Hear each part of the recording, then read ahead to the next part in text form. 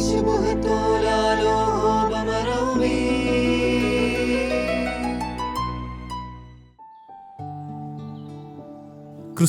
സമാധാനം നിങ്ങളോടുകൂടി ഉണ്ടായിരിക്കട്ടെ.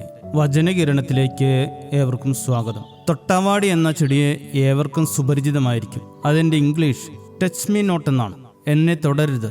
തൊട്ടാൽ വാടിപ്പോകുന്ന ഇലയുള്ളതുകൊണ്ടാണ് അതിന് ആ പേര് ലഭിച്ചത്. പക്ഷേ ആ പേര് തന്നെ എല്ലാവരെയും ആ ചെടിയിലേക്ക് ആകർഷിക്കും. എന്നെ തൊടരുത് എന്ന് പറയുന്നത് കൊണ്ടും തൊട്ടാൽ വാടിപ്പോകുമെന്നുള്ളത് കൊണ്ടുമാണ് നാമൊക്കെ ആ ചെടിയെ തൊടാൻ ഇഷ്ടപ്പെടുന്നത്.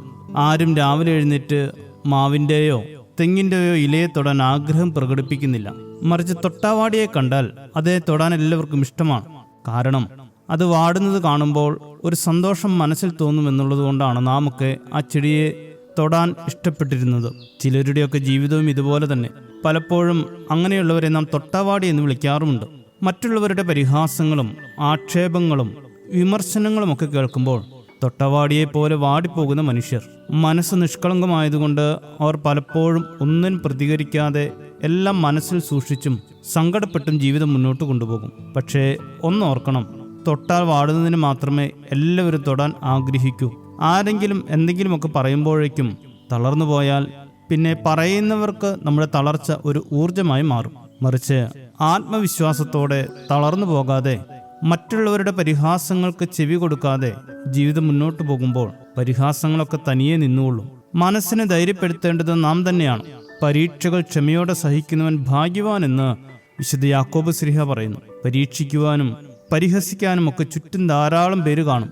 പക്ഷേ വാടിപ്പോകാതെ തളർന്നു പോകാതെ ശക്തിയോടെയും ആത്മവിശ്വാസത്തോടെയും നിൽക്കുക എന്നത് പ്രധാനമാണ്.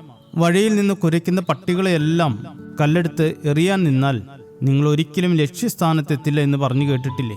നായ്ക്കളെ കല്ലെടുത്തെറിയാൻ നിന്നാലും അവയെ ഭയപ്പെട്ട് പിന്മാറിയാലും നമുക്കൊരിക്കലും ലക്ഷ്യസ്ഥാനത്തെത്താൻ കഴിയില്ല. കുരയ്ക്കുന്നവർ എന്നും കുരച്ചുകൊണ്ടേയിരിക്കും. അവയോട് പ്രതികരിക്കാതെ ലക്ഷ്യത്തെ മുൻനിർത്തി മുന്നോട്ട് പോകുവാൻ നമുക്ക് കഴിയണം.